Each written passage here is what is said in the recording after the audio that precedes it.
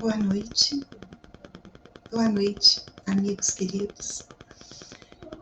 É com uma grande alegria, como eu falo toda semana, e vou continuar falando enquanto estivermos aqui juntos, estudando, tendo essa linda oportunidade de aprendermos um pouquinho mais sobre a doutrina espírita, sobre nós mesmos, espíritos que somos. Para iniciar o nosso estudo de hoje, como sempre, vamos fazer uma pequena prece. Senhor, quiséramos exclamar como Paulo: não sou eu quem vive, mas é o Cristo quem vive em mim, afirmando ser ele carta viva do Cristo. Buscamos palavras exatas, faladas e escritas, para transmitirmos o nosso pensamento. Todavia, o que Paulo nos pede vai além da fidelidade do nosso discurso. Cartas vivas do Cristo é vivenciarmos os seus ensinamentos, exortados na sua doutrina de luz. Ó Senhor, que todos possamos ler nas linhas da nossa vida o amor feito de renúncia e perdão, o único que cobre a multidão de nossos pecados. Só assim, deixando para trás o homem velho, seremos cartas vivas de ti. Que assim seja. Bom, hoje vamos dar continuidade então ao estudo do livro de Miramês, Horizontes da Fala, e nós vamos estar falando do capítulo 22, o desleixo da palavra. O desleixo da palavra nos desorienta no ritmo da vida, mesmo se as tentações da maledicência nos cobrir com seu manto de discórdia. A decisão é nossa de aceitar ou não. Eis a recomendação de Jesus: vigiai e orai. Nossa, gente, Miramês começou com tudo nesse capítulo. Falando como que nos desorienta a vida quando a gente não liga porque a gente fala como a gente fala, né? E ele ainda fala dessas tentações da maledicência. Interessante que na semana passada, uma das leituras que eu fiz no Evangelho do Lar, que eu costumo fazer aqui em casa, eu li um texto do livro Calma, psicografado por Chico de Emmanuel, E olha só o que o Emmanuel falou: protege-te contra o veneno dos boatos, aprendendo a ouvi-los e esquecê-los. Se ouviste algum apontamento desagradável ao redor de uma pessoa, assuma a função de extintor do comentário infeliz, porque a transmissão de conhecimentos desse naipe não tem qualquer significação construtiva. Veja bem, o Emmanuel fala que diante de boatos da maledicência, para a gente agir como se a gente fosse um extintor, tá? Vamos apagar, não vamos colocar mais lenha no fogo, não vamos atiçar mais ainda essa maledicência, esse boato, pelo contrário. E o Miramês ainda diz mais aí pra gente, que a decisão é nossa de aceitar ou não essa tentação da maledicência. Aqui é o uso eficaz do nosso livre-arbítrio, usando da nossa sabedoria e discernimento aquilo que a gente já alcançou, não é? Mas, acima de tudo, é essa aplicação real do conselho de Jesus, do vigiai e orai, para que não entreis em tentação. Começou com tudo. Vamos ver o que mais nos aguarda neste capítulo de hoje. Miramês nos diz: modela a tua palavra com os preceitos da moral dinâmica do Mestre. A tua fala é uma das maravilhas da natureza humana e divina na mesclagem do amor, mas ainda assim, sem o brasão da disciplina, se tornará um simples conjunto de sons, causando pena de quem os pronuncia. Miramês fala pra gente de uma moral dinâmica do Mestre, ou seja, não é uma moral estática, superficial, apenas no âmbito racional. Não, gente, é muito mais profundo, porque quando a gente consegue internalizar esse Evangelho de Jesus, consequentemente a moral é dinâmica. É impossível não fazer nada, gente. Letargia, inércia, não condiz com a mensagem do Mestre. Porque todos os exemplos de Jesus foram pautados na ação. E quando a gente interioriza essa verdade que Jesus nos deixou, naturalmente a gente passa a servir. É um desejo interno que surge na gente da vontade de ser útil, de fazer alguma coisa. Essa letargia, essa inércia, o não fazer, o fechar os olhos para o que tem que fazer, como a gente pode ser útil, incomoda. Isso, na realidade, é aquela faixa de ação do bem que a gente conversou na semana passada. Então, que a gente possa se esforçar para colocar em prática tudo isso que a gente está aprendendo. Só que, para isso, a gente precisa de disciplina, como o Miramês colocou bem aí na segunda frase. E essa disciplina, ela precisa ser acompanhada de um esforço diário. Porque, com certeza, nos guiarão nesse caminho do bem. E certamente as nossas palavras acabarão sendo um instrumento da vontade divina, e não apenas sons ao vento, causando pena de quem os pronuncia. Mas continuando com o Miramês, ele nos diz que a conversa bem ordenada, no magnetismo da alegria pura, abre fluência para a nova vida em Cristo e pela humanidade. E o dono do verbo se sentirá no céu, onde Deus e o sol e as estrelas são anjos que nos sustentam e redimem. Gente, quando eu li essa frase, eu pensei, nossa, Miramês tem hora que dá uma de poeta.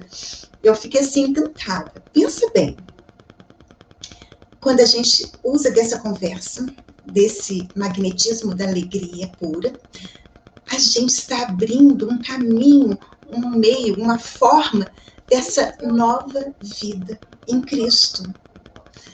E mais, ele fala que o dono desse verbo vai se sentir no céu, onde Deus, o sol, as estrelas são anjos. Quando eu li isso, gente, na mesma hora, eu me lembrei do prefácio do Livro dos Espíritos. Eu não sei se vocês já tiveram oportunidade de ler. Eu, quando eu li o prefácio, eu fiquei encantada também com ele. O prefácio do Livro dos Espíritos é uma mensagem mediúnica do Espírito de verdade. E consta ali que esse prefácio é um verdadeiro caráter do que é o Espiritismo, do que é a doutrina espírita. Ele é pequenininho, então eu vou ler para a gente. Procurem internalizar esse prefácio do Livro dos Espíritos. O Espírito de Verdade diz assim: os Espíritos do Senhor, que são as virtudes do céu, como um imenso exército que se movimenta ao receber as ordens de comando, espalham-se por toda a superfície da terra e, semelhantes a estrelas cadentes, vêm iluminar os caminhos e abrir os olhos aos cegos. Eu vos digo em verdade que são chegados os tempos em que todas as coisas devem ser restabelecidas em seu verdadeiro sentido, para dissipar as trevas, confundir os orgulhosos e glorificar os justos. As grandes vozes do céu ressoam como sons de trombeta, e os cânticos dos anjos se reúnem. Homens, nós os convidamos para o divino concerto. Tomai da lira, que vossas vozes se unam e que no hino sagrado elas se estendam e vibrem de um extremo a outro do universo. Homens, irmãos amados, aqui estamos juntos de vós. Amai-vos uns aos outros e dizei do fundo do coração, fazendo as vontades do Pai que está nos céus: Senhor, Senhor. E assim podereis entrar no reino dos céus. Gente, depois peguem o Livro dos Espíritos, leiam novamente esse prefácio. Procurem sentir a beleza do que está escrito ali. Eu acho que essa frase que Miramês nos trouxe nos remete justamente a esse prefácio do Livro dos Espíritos. Mas Miramês nos diz que quando a mente está disciplinada no bem comum, as forças do bem nos inspiram em todas as conversações, através da nossa disposição de servir. E os sentimentos de caridade se abrirão em extensões imensuráveis na propagação do conforto espiritual. A gente já teve, então, a oportunidade, de falar na semana passada sobre a importância da gente estar agindo nessa faixa do bem. Engraçado que ele vem nos dizer aqui que a gente já vai estar disciplinado, que quando nós já estamos disciplinados a agir no bem, é que essas forças do bem irão nos inspirar. E aí, será que a gente já está disciplinado a agir nessa faixa do bem? Porque quando houver essa disciplina, a gente vai ter o auxílio das forças do bem. E no livro Vinha de Luz, Emmanuel nos diz que essas forças do bem nos renovam a oportunidade de progredir a cada dia, a fim da gente descobrir essa glória eterna a que a infinita bondade nos destinou. Então, olha, essas forças do bem nos renovam a oportunidade de progredir a cada dia. E vocês já prestaram atenção nessa inspiração que nos chega em determinados momentos e acabam fazendo uma grande diferença na nossa vida, né? Aí a gente fica assim se perguntando, nossa, mas como que eu fui capaz de dizer tal coisa? Nem parecia eu que estava conversando com fulano. Como que eu falei aquilo para ele? É assim mesmo. Quando a gente se coloca à disposição de servir em nome de Jesus, a gente não está mais só nessa caminhada, não. A gente passa a contar com as forças do bem que nos amparam, nos protege e nos intuem. E o Miramês continua dizendo aí na segunda frase: lembremos-nos de Paulo, que é o estímulo de nossa fé, em Atos dos Apóstolos, capítulo 18, versículo 9. Nesse capítulo 18, né, Lucas narra que Paulo, durante uma noite, teve uma visão e que o Senhor lhe disse: não temas, Paulo, pelo contrário, fala e não te cales. Eu achei interessante essa colocação de Miramês aqui, justamente no 18:9, porque é uma continuação do que a gente estava falando anteriormente em outros estudos sobre Paulo. Vocês se lembram quando eu comentei sobre a tristeza que Paulo sentiu quando ele não conseguiu fundar nenhuma igreja em Atenas? Aí depois ele sai de Atenas e se dirige a Corinto. E lá ele teve a ajuda de um romano que se chama Tito Justo. E com a ajuda do Tito Justo ele consegue fundar uma igreja em Corinto. Foi justamente sobre essa cidade, Corinto, que era considerada assim o antro da devassidão, que Paulo disse aquela frase que eu li no estudo para gente: dos pântanos nascem muitas vezes os lírios mais belos. E nesse livro que eu estou acabando contando, né, grande parte do livro para vocês, de Paulo e Estevão, consta assim que em torno de Paulo se formou um pequeno colégio de seguidores. Muitos cooperavam com ele, assim, nos mínimos trabalhos que ele precisava fazer. Só que o que aconteceu? Peraí, eu me perdi aqui. Só que Paulo, ele estava muito, muito preocupado, porque eram muitas questões para ele resolver que estavam precisando de uma solução imediata. Desde, assim, o trabalho da sua própria manutenção, que ele precisava se manter, né, através do seu trabalho. Ele precisava realizar aquelas coletas também que eu comentei com vocês para auxiliar na igreja de Jerusalém. E tinha outras atividades, inclusive esse contato, essa atenção dispensada àquelas outras igrejas, as comunidades que eles fundaram. O que aconteceu para estar narrando esse 18:9 aí? Paulo começa a se sentir incapaz de atender todas essas necessidades ao mesmo tempo. Já se sentiu assim? Incapaz de fazer tudo que chega para a gente? Pois é, Paulo se sentiu assim. E ele aproveita uma noite que a igreja estava vazia e ele começa a orar. Ele roga a Jesus com lágrimas nos olhos para que não lhe faltasse os socorros necessários para o cumprimento da tarefa que lhe cabia. E assim que termina a oração, ele se sentiu envolvido assim com uma branda claridade. E ele teve a impressão nítida de que ele estava recebendo a visita do Senhor. Aí ele se ajoelha e experimenta uma comoção incrível. E ele ouve essa advertência serena e carinhosa: não temas, Saulo. Pelo contrário, fala e não te cales. Prossegue ensinando a verdade, porque eu estou contigo. Paulo, então, gente, chora por esse cuidado amoroso de Jesus, pela resposta ao apelo dele. E Paulo viu que aquela luz se extinguira. Mas é como se ele tivesse tomado de uma água divina e ele foi conservando aquele espírito mergulhado num júbilo que não tinha como ele falar. E ele recomeça o trabalho com muito, muito mais afinco. E olha só, o Miramês como eu também, é fã de Paulo, porque ele continua falando de Paulo. E ele diz assim: o moço de Tarso deu outra direção ao seu verbo depois do caminho de Damasco. Ele ampliou sua fala, corrigiu seus argumentos e trocou a vingança pela esplêndida força da caridade.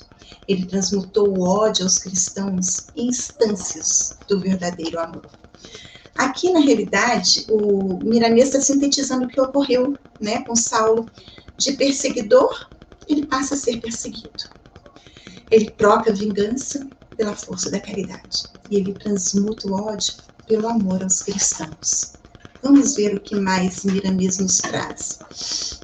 Ele diz que somente depois da reforma total de suas condições físicas e espirituais é que Jesus tomou conta do dom de falar de Saulo. E nessa citação transcrita anteriormente ali, né, que nós falamos, não temas, Paulo, mas continue, né, falando, queria o Senhor que Paulo falasse sem temor na sustentação da boa nova do reino. Aqui, gente, para mim, o Miramês está se referindo à transição que passou o Saulo de Tarso para Paulo de Tarso. Essa leitura, né, do livro de Paulo e Estevão, quem já teve a oportunidade de ler, ele trata de uma reforma íntima, que todos nós necessitamos fazer. Só que não é uma reforma imediata, não. Não foi assim que aconteceu com Paulo e não é assim que acontece com a gente. Foi preciso muito esforço de Paulo. Mas, acima de tudo, entrega e pura humildade. A gente vai lendo o livro, a gente vai ficando assim, apaixonada. A fortaleza deste homem em vencer todo o seu orgulho, toda aquela prepotência, sabe? Aquela austeridade. E por várias vezes o Saulo, ele se via assolado por mágoas em suas recordações. Mas sempre que tal mágoa tomava conta do seu ser, aí ele buscava aquela visão de Jesus que ele teve em Damasco. Aí ele se aprumava e se refazia. E esses 3 dias em Damasco, que todos nós sabemos, foram, sim, de uma rigorosa disciplina espiritual para Saulo. A sua personalidade dinâmica deu uma trégua àquelas atividades mundanas para que ele pudesse examinar os erros do passado, para que ele pudesse olhar para as dificuldades do presente e para as realizações do futuro. Olha só, é uma dica para a gente: examinar os erros anteriores, olhar para as dificuldades do presente e verificar quais são as realizações que nos cabem no futuro. E ele precisava se ajustar a essa reforma do seu próprio eu. Então, quando ele recupera o dom da vista, porque quando ele cai do cavalo, todos sabem, né, que ele perde a visão, Ananias intervém e lhe restitui a visão. E ele se ajoelha com humildade diante de Ananias. E ele se sente tão fortalecido naquele momento que ele vai até a sinagoga para pregar a boa nova. Só que ele chega lá, os seus companheiros de então, né, da tribuna que Paulo falava, Saulo, né, ele é rechaçado, chamaram ele de demente. Ele se sentiu tão ferido no seu amor próprio. E aquele homem velho exigia, no mesmo momento, um revide, uma reparação imediata. Era a luta entre a vaidade de outros tempos e a renúncia de si mesmo que começava. E como que vai essa nossa luta do homem velho, com essa vida nova que a gente está se propondo a seguir? Nesse momento, Ananias diz a Paulo que era preciso morrer para o mundo, Saulo, para que o Cristo possa viver em nós. Saulo compreende então, gente, e ele informa Ananias que ele vai à procura de um amigo, Gamaliel, que vivia no deserto, porque ele precisava meditar nessas lições que ele estava recebendo. E Saulo fica 3 anos consecutivos no deserto. E ele é radicalmente transformado por todas as meditações. Aí ele vai e volta a Damasco. E ele tenta novamente falar na sinagoga. Novamente. Desprezo e zombaria. O homem velho falando de novo. E ele fica então um tempo na casa do caminho, aprendendo com Pedro, com os companheiros. Ele ouvia então em silêncio, gente, tudo que era falado ali, ele ia meditando sobre aqueles ensinamentos recebidos. Em várias situações, ele precisou enfrentar o homem velho. Era maior de todas as batalhas. Até que ele teve uma experiência onírica, ele sonhou, ele teve uma visão com Abigail, a sua amada. E Abigail lhe fala como que ele poderia adquirir a compreensão perfeita do que Cristo esperava dele. E Abigail dá apenas 4 palavrinhas. E essas 4 palavrinhas a gente precisa levar para a nossa vida. É o lema de Abigail, que Saulo leva com ele para sempre. Abigail simplesmente diz para ele: Saulo, ama, trabalha, espera, perdoa. O lema de Abigail: ama, trabalha, espera, perdoa. Saulo finalmente aprendeu a esperar. Na comunidade, ele preferia assim, os trabalhos mais simples. E ele ia procurando cumprir aqueles deveres que lhe cabiam com a bondade já despretensiosa. Só que a palavra, tão fácil em outros tempos, parecia retrair na garganta dele. Ele já não conseguia se expressar. Ele subia para falar da boa nova e ele engasgava, não saía, ele não conseguia. E ele compreendeu, então, que era justo padecer essas torturas do reinício, em virtude dessa oportunidade que ele não soube valorizar. Muitos fatos ocorreram, tá? Perseguições aos discípulos, o cristianismo estava destinado a perecer. Foi quando, no momento de jejum e oração desses companheiros da Casa do Caminho, a voz do Espírito Santo se fez ouvir, conclamando Barnabé e Saulo para a evangelização dos gentios. Saulo começa a chorar copiosamente, porque o mestre finalmente o chamava para trabalhar ao serviço. E Barnabé e Saulo partem, levando a boa nova a várias regiões. E o verbo de Saulo parecia inflamado de nova luz. Houve, inclusive, uma ocasião na ilha de Inéa, Pafos, que Saulo teve a oportunidade de converter o governador desta ilha. E depois desse episódio, eu tô assim, falei vários capítulos aqui para vocês, algumas linhas. Barnabé diz para Saulo: tua palavra, Saulo, tinha um timbre sagrado e diferente. Anima-te agora o dom de falar e o dom das profecias. E ele propõe a Saulo mudar o nome, como vários companheiros já tinham feito quando se converteram esse amor de Jesus. Então Saulo diz que vai mudar a grafia e a pronúncia, né, para Paulo, como ele se assinaria a romano. E daí por diante, o convertido de Damasco passou a assinar-se Paulo até o fim de seus dias. E a gente não pode esquecer deste dom de falar numa dessas cartas que ele dirige a Corinto, que ainda que eu falasse a língua dos homens e falasse a língua dos anjos, sem amor, eu nada seria.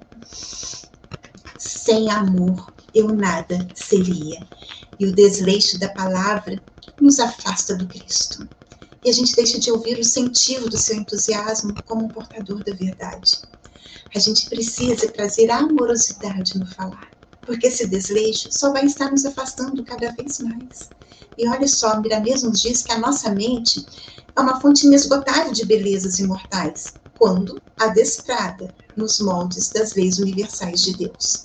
E olha quanto tempo que Paulo levou se adestrando nos moldes das leis universais de Deus. Não foi de um dia para o outro. Então, esquecer de aureolar a energia que sai da nossa boca com a verdade é esquecer de viver. É esquecer de amar a Deus sobre todas as coisas. E esquecer o próximo que nos acompanha e sempre nos ajuda. Então, a gente precisa aureolar de energia, essa energia amorosa quando a gente fala. Porque se a gente não fizer isso, a gente não vai estar sabendo o que é amar a Deus sobre todas as coisas e amar ao nosso próximo. No início hoje, né, do nosso estudo, quem estava comigo aí desde o início, ouviu olhando o prefácio do Livro dos Espíritos. Lá no finzinho, o Espírito de Verdade nos conclamou: amai-vos uns aos outros. E dizei do fundo do coração: Senhor, Senhor, porque assim a gente vai poder entrar no reino dos céus. Por que eu estou falando isso? Para poder ilustrar, a gente ainda tem uns minutinhos aqui, para ilustrar de uma forma magistral esse nosso dever de amar a Deus sobre todas as coisas e ao próximo como a ti mesmo, para a gente estar encontrando esse reino dos deuses divino. tem um conto do livro Jesus no Lar. Esse livro é muito interessante, né? Porque ele vai narrando o diálogo que os discípulos tinham com o mestre no fim do dia, quando eles se reuniam na casa de Pedro. Então, eles aproveitavam para tirar todas as suas dúvidas com o Senhor, com o mestre. E nessa noite, eles estavam conversando entre si, né? Quais eram as necessidades para se prepararem para esse reino dos céus, para esse reino divino? O que será? O que a gente precisa fazer? Filipe falava que tinha que ser através de meditação. Já Tiago falava que não, que a gente precisava, para encontrar o reino dos céus, fazer retiro, ficar afastado de todo mundo, de todos. João já optava pela adoração constante, sem até mesmo trabalhar no dia a dia, apenas ficar adorando, adorando, adorando. Bartolomeu dizia que não, que precisava de um jejum incessante. E eles chamam Jesus para auxiliá-los a entender qual seria a necessidade, o que eles precisavam fazer, né, para poder estar nesse reino divino. Jesus vai e começa a perguntar de um em um. Ele pergunta para Pedro: Pedro, qual que é a água que desprende miasmas pestilentos? Pedro responde: sem dúvida, mestre, aquela água parada, estagnada.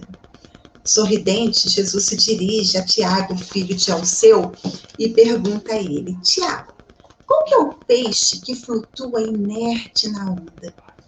Tiago fala: é o peixe morto, Senhor. Muito bem. Bartolomeu, qual que é a terra que se enche de ervas daninhas? Ele pensa, esclarece. Indiscutivelmente, mestre, é aquela terra boa que foi desprezada, porque um solo cheio de pedras e áspero, ele é quase sempre estéril.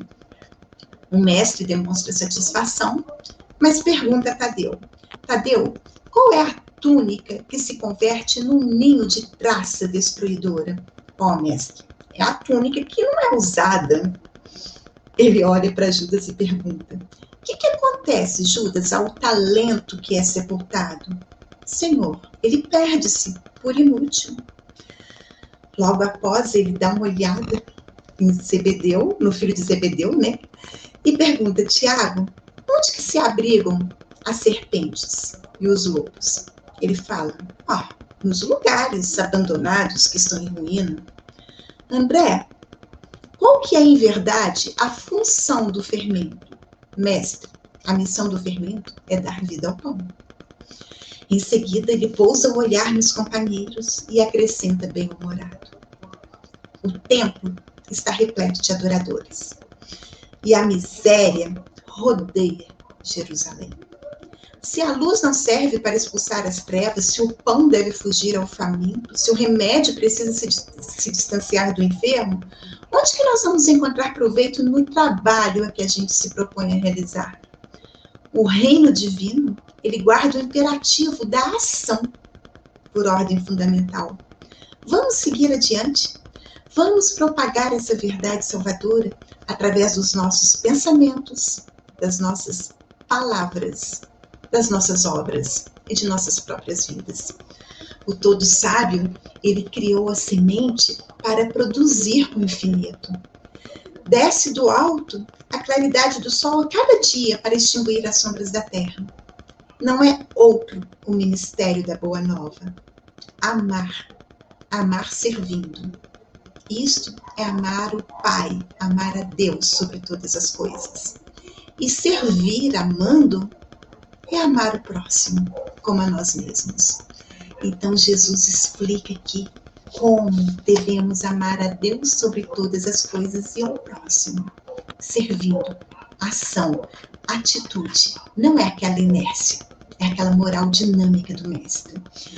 E Miramês vai finalizando o capítulo dizendo pra gente: se já anunciastes no teu mundo interno, então, as correções a fazer nessa grande lavoura da tua fala, e te propões a isso sem recuar, ou se você já começou aquelas pequenas reformas no tocante às retificações no modo pelo qual você fala com o teu irmão em caminho, ou ainda se você já falas livremente sem a trava da consciência, fala, meu amigo, fala e não te cales, que a tua palavra interessa a Jesus. e muito mais a Deus.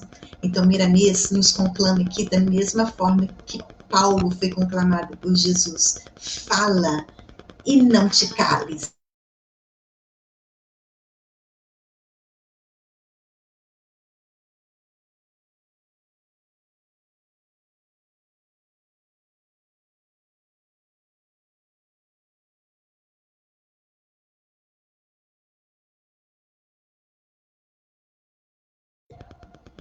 Estão me ouvindo agora? Parece que deu uma travada aí, né? Mas aqui já finalizou o capítulo, pedindo para a gente anunciar o amor como uma virtude suprema, tá? Então vamos falar, não vamos nos calar, vamos falar do amor.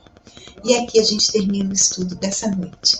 Quero agradecer aqui a presença de todos vocês, da Gilceia, que está com a gente toda semana, Virgínia também, Alberto, muito obrigada pelo carinho, pela presença de vocês. Que a gente tenha uma boa semana. Até a próxima semana.